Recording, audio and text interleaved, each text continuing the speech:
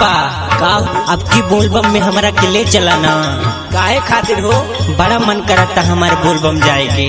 सुना सुनावा। हमारो के ले चला राजा अपना संगवा, यादी राजा अपना संगवा। करबै दर्शनवा भोला जी के यार मनवा, करबै दर्शनवा भोला जी के यार मनवा, करबै दर्शनवा भोला जी के यार मनवा, करबै दर्शनवा भोला जी के यार मनवा, भोला जी के यार मनवा।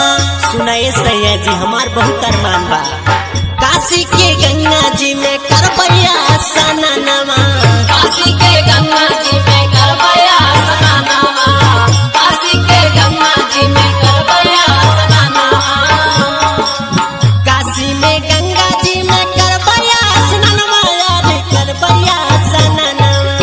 खुश होई है गंगा जी होती है वरदानवा, खुश होई है गंगा जी हो गई है वरदानवा, खुश होई है गंगा जी हो गई है वरदानवा। ये राजा जी का हो सुनले बानी की गंगा माई की महिमा बहुत अपार बा हो। वहाँ सच्चा मन से जे कुछ भी मांगेला गंगा माई ओकर हर मनोकामना पूरा करेगी।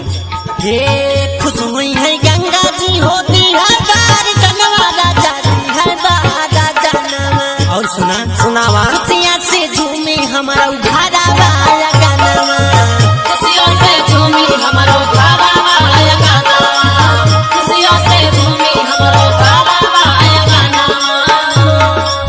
खुशियाँ से झूमी हमारो घरवा गनवा, राजा घरवा गाना। ए सैया जी का हो?